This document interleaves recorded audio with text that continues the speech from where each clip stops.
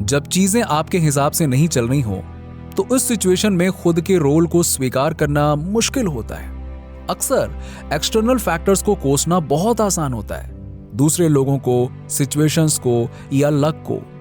हालांकि ये सभी चीजें एक फैक्टर हो सकती हैं, बट पर्सनल रिस्पॉन्सिबिलिटी लेने में विफल आपको अपना बेस्ट देने से रोक सकता है। बहाने बनाना शॉर्ट टर्म कंफर्ट दे सकता है, लेकिन ये आपको ग्रोथ और इंप्रूवमेंट से रोकता है और भविष्य में इसी तरह की गलतियों से बचने से भी रोकता है। लेकिन आपको कैसे पता चलेगा कि आप पर्सनल रिस्पॉन्सिबिलिटी लेने में फेल हो रहे हैं और आप इसके बारे में क्या कर सकते हैं? रिस्पॉन्सिबिलिटी एक्सेप्ट करने के लिए तैयार हैं? सी, किसी भी चीज की, स्पेशली अपनी गलतियों की पर्सनल रिस्पॉन्सिबिलिटी लेने का मतलब सेल्फ क्रिटिसिज्म नहीं होना चाहिए। इंस्टेड इसका सोल पर्पस आपके जीवन के एक एम्पावरिंग न्यू फेज को चिन्हित करना है, जिसमें आप ये आमंत्रित करते हैं कि आप क्या बनना चाहते हैं और आप अपना समय कैसे व्यतीत करना चाहते हैं। एंड फॉर दैट रिस्पॉन्सिबिलिटी लेने और उससे बचने के बीच के अंतर को समझना जरूरी है। तो आप कैसे जान सकते हैं कि आपको रिस्पॉन्सिबिलिटीज एक्सेप्ट करने पर काम करने की जरूरत है? Number 1, victim mentality.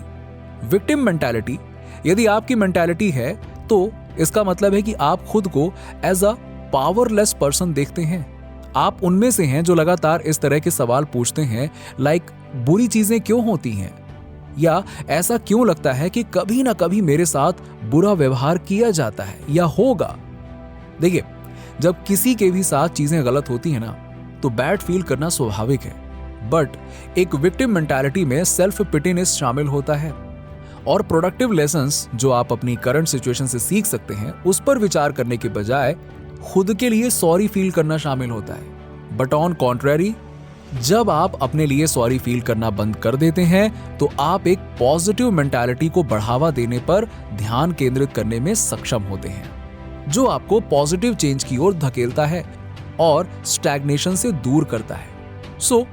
यदि आप विक्टिम मेंटालिटी को पीछे छोड़ना चाहते हैं तो अपने आप से पूछना शुरू करें, चीजों को बेहतर बनाने के लिए मैं क्या कर सकता हूं? ये आपको ये देखने के लिए प्रोत्साहित करेगा कि आपकी रियल स्ट्रेंथ क्या है और आप प्रॉब्लम सॉल्विंग में कैसे योगदान दे सकते हैं। सेकेंडली, अपने नेगेटिव थॉट्स और सेल्फ पिटी की भावनाओं को एक डायरी में लिखने का प्रयास करें और फिर उन्हें पूरी तरह से पीछे छोड़ने की कोशिश करें।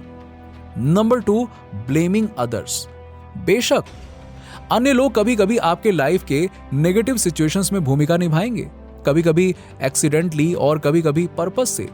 हालांकि यह मानना ठीक नहीं होगा कि जो कुछ भी गलत हो रहा है उसके लिए पूरी तरह से दूसरे ही जिम्मेदार हैं। ब्लेम शिफ्टिंग आपको एक ही साइकिल में फंसाए रखता है, वही गलतियां करवाता है और रिस्पॉन्सिबिलिटीज को एक्सेप्ट करने से रोकता है। यदि आप सीखना चाहते हैं कि दूसरों को ब्लेम करना कैसे बंद किया जाए, तो आपको दूसरों को दोष देने के साइकोलॉजिकल रीजंस को समझना जरूरी है। एंड हम अक्सर ऐसा इसलिए करते हैं क्योंकि हमें अपनी खामियों को स्वीकार करना कठिन लगता है। इसीलिए अपनी खामियों को स्वीकार करने पर काम करें। आपको अच्छा होने के लिए परफेक्ट होने की आवश्यकता नहीं है और हर कोई गलतियां करता है। इसके अलावा अपने ब्लेम शिफ्टिंग एक्सरसाइज पर सवाल उठाने का अभ्यास विकसित करें। Number 3, making excuse. बहाने बनाना कभी कभी दूसरों को दोष देने का रूप ले लेता है, लेकिन बहाने बनाकर पर्सनल रिस्पॉन्सिबिलिटी से बचने के और भी तरीके हैं। विशेष रूप से आप रिस्पॉन्सिबिलिटी लेना तो शुरू कर सकते हैं, बट फिर आप अपने आप को समझाने लगते हैं कि सिचुएशन वास्तव में आपके नियंत्रण में नहीं थी।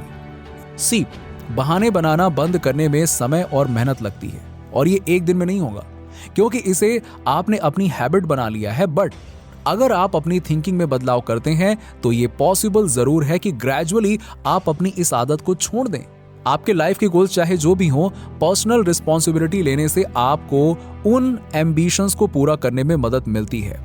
अपने आप से पूछें, आपका रियल पर्पस क्या है और वो कौन से मूल्य और लक्ष्य हैं जो आपके द्वारा चुने गए सभी चॉइसेस को अंडरलाइन करते हैं। देखिए, आप जो करना चाहते हैं, जो आदतें आप डेवलप करना चाहते हैं और जिस स्थान पर आप अपनी एनर्जी को निर्देशित करना चाहते हैं, उसके लिए हर दिन एक प्रॉपर प्लान के साथ सोच समझकर अप्रोच करें। जब आप जिम्मेदारियों से भागते हैं तो आप कंट्रोल सरेंडर कर अपने आप को अपने लाइफ एम्बिशन से रोकते हैं। बट जैसे ही आप चीजों की रिस्पॉन्सिबिलिटीज लेना शुरू करते हैं, आप देखते हैं कि ये सब फंडामेंटली आप पर डिपेंड करता है। इससे आप क्या हासिल कर सकते हैं, इस पर एक नया दृष्टिकोण खुल जाता है। अपने लिए रिस्पॉन्सिबिलिटीज लेने का एक मतलब ये है कि आप जो करते हैं उसके लिए आंसर्स देने के लिए आप हमेशा तैयार रहते हैं। ये फ्यूचर में कुछ अलग करने के लिए जोड़ता है, स्पेशली तब जब चीजें काम नहीं करती हैं। नतीजतन आपके और आपके एम्बिशंस के बीच का अंतर तेजी से कम और कम होता जाता है। आप जो सबसे बड़ा स्टेप ले सकते हैं वो ये तय करना है कि आप बहाने यानी कि एक्सक्यूज बनाना बंद करें। जब आप अपने आप को अपनी सारी नाराजगी और गुस्से को किसी दूसरे व्यक्ति पर थोपते हुए पाएं तो थोड़ी देर रुके और डीप ब्रीथ्स लें। ब्लेम करने से आपके अर्ज को किसी तरीके से वापस लेने की कोशिश करें और अपने आप पर ध्यान केंद्रित करें। आप यहां कैसे पहुंचे, क्या हुआ, जस्ट बी माइंडफुल और प्रेजेंट मोमेंट में जिए। पास्ट का एनालिसिस करने और फ्यूचर के बारे में स्ट्रेस आउट करने से रोकने के लिए हर दिन एक पर्सनल रिफ्लेक्शन पीरियड ऐड करें। चाहे वो गाइडेड मेडिटेशन हो, माइंडफुलनेस एक्सरसाइज हो या सिर्फ टहलना हो। प्रेजेंट मोमेंट के जोन में रहने के लिए समय निकालें। जितना ज्यादा हो सके उतना ज्यादा अपने एम्बिशंस को क्लियर लैंग्वेज में निर्धारित करें, उन्हें लिख लें और उन्हें कहीं पिन अप करें और उनसे चिपके रहें। दिन भर इन इंटेंशंस पर ध्यान केंद्रित करें और अपने गाइडिंग क्वेश्चंस को हकीकत में बदलने की कोशिश करें। हम सभी ऑब्स्टेकल्स का सामना करते हैं, लेकिन जब आप ऐसा करते हैं ना, तो ये महत्वपूर्ण होता है कि उन्हें बीटेबल चैलेंजेस के रूप में देखा जाए। फाइनली, ये सुनिश्चित करने के लिए कि आप खुश हैं, अपने पार्टनर, अपने फ्रेंड्स, अपने बच्चों या किसी और की ओर ना देखें। आपकी खुशी आप पर निर्भर करती है, जो कि एक ग्रेट गिफ्ट और एक ग्रेट रिस्पॉन्सिबिलिटी दोनों है। यदि आप एक सर्टेन वे से महसूस करना चाहते हैं तो एक्सप्लोर करें कि आप वहां कैसे पहुंच सकते हैं। दूसरों को आपको वहां ले जाने के लिए ना कहें।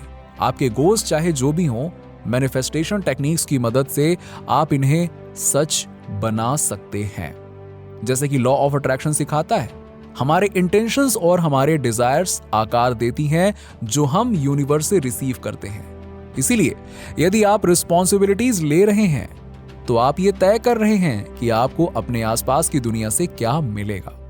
जब आप लॉ ऑफ अट्रैक्शन का प्रभावी ढंग से उपयोग करते हैं तो आपको अधिक से अधिक प्रमाण मिलते हैं कि एक्सेप्टिंग रिस्पॉन्सिबिलिटी वर्क्स।